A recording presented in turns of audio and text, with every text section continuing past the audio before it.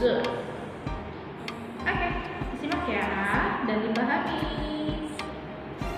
Selamat belajar. Ya, oke. Jadi untuk pembelajaran kita hari ini adalah di bab 12 menampilkan label dan pola lantai pada gerak tari sesuai iringan. Oke, di sini misalnya ini kan di buku, tinggal buka buku kamu di bab 12 ya.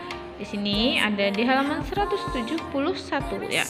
Untuk pertama kita akan mempelajari yaitu meragakan label dan pola lantai gerak tari sesuai iringan ya.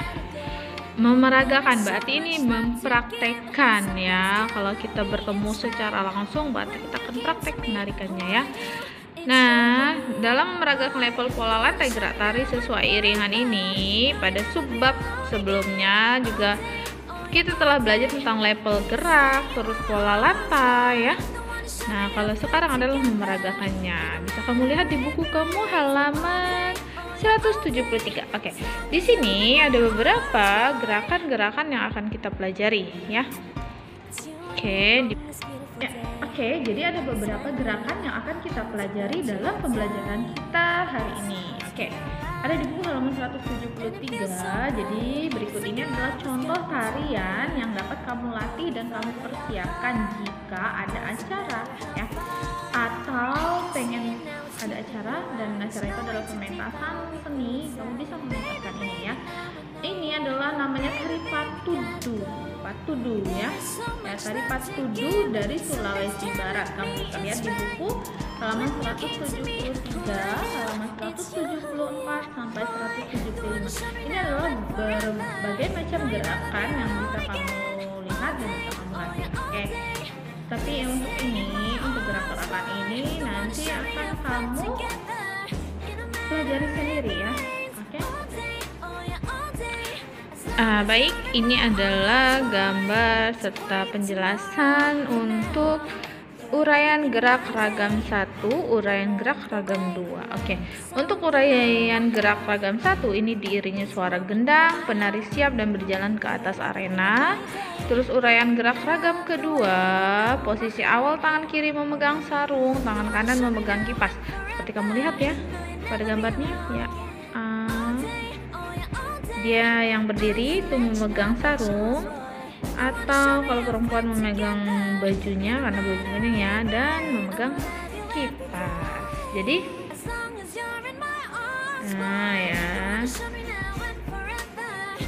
jarak letak kipas dan dada kiri 1 jengkal ya. Letak jari-jari kipas mengarah ke kiri dalam keadaan terbuka, kedua kaki sejajar. Oke. Dengan iringan gendang penari mulai duduk. Oke, ini gambar yang keduanya. Dengan iringan gendang penari mulai duduk. Secara perlahan kipas diletakkan di depan lutut kiri 1 jengkal dari lutut. Oke.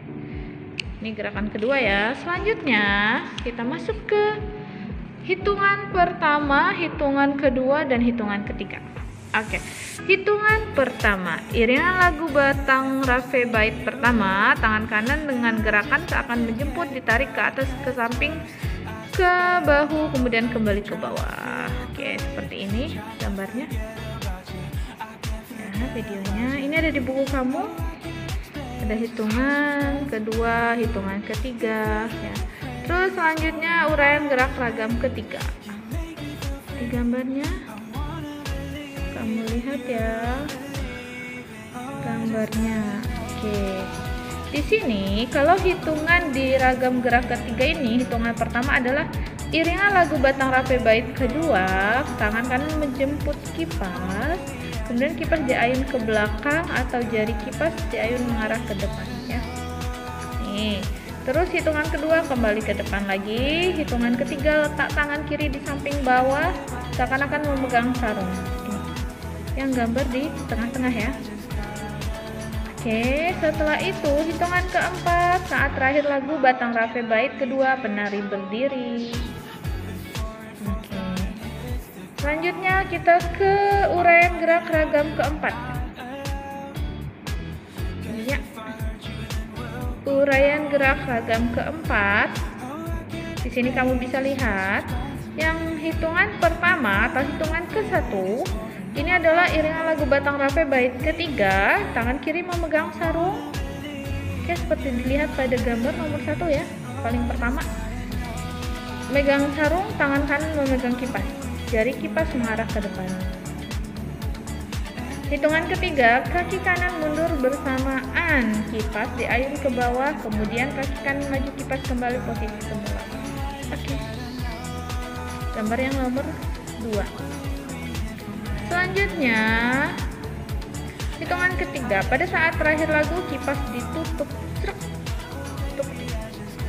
Gambar yang keempat. Oke, itu gerakan ragam keempat. Ragam kelima, uraian atau gerakan ragam kelima, di sini ada 3 posisi. Oke, bisa kamu lihat ya. Yang pertama, hitungan pertama, kipas dalam keadaan tertutup, kedua tangan memegang kipas dengan cara dijepit antara ibu jari dan jari telunjuk atau keempat jari. Jari-jari tangan menuju ke atas sehingga mata setinggi mata ya, letaknya dari depan dagu kira-kira 20 cm. Kamu lihat ya. Gambar pertama. Oke. Terus kita lanjut ke hitungan kedua. Ini gambarnya. Ya. Kalau hitungan kedua, ini diiringi irama gendang, kaki kiri melangkah ke kiri bersamaan kipas, sedikit diayun ke bawah, kaki kanan menutup. Ya, ini kipas kembali ke depan.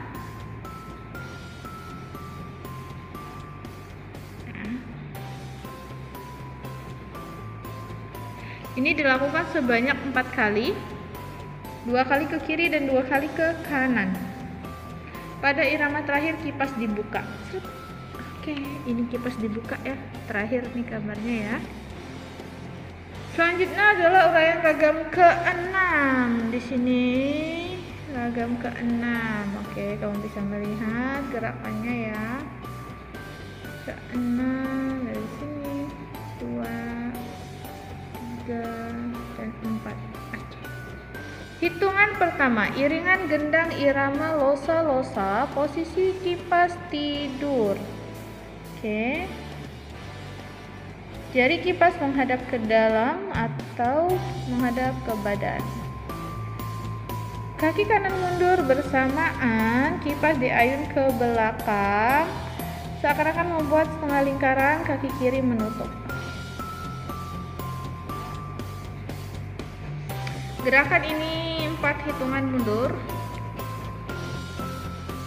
kemudian 4 hitungan maju. Jadi gerakannya 4 kali dihitung, 4 kali mundur dan 4 kali maju. Oke ya. Terus ada gerakan ragam ke-7.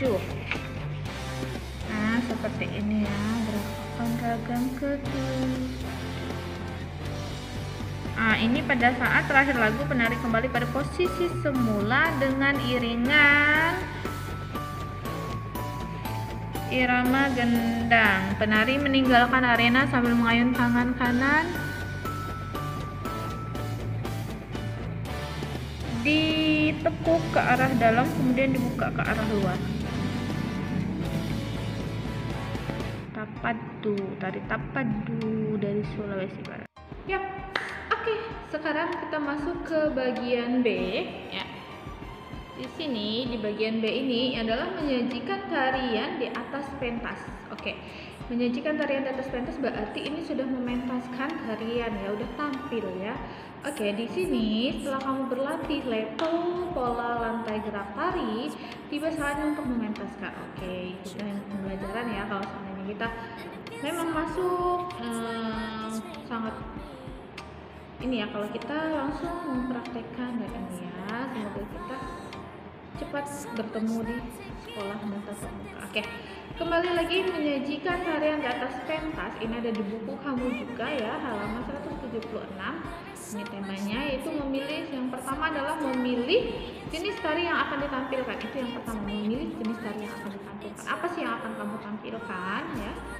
Terus yang kedua adalah merancang pola lantai yang akan dipakai. Jadi kita pilih dulu tarian apa yang akan ditampilkan. Yang kedua merancang pola lantainya. Ini adalah penyajian harian ketika dipentaskan. Oke.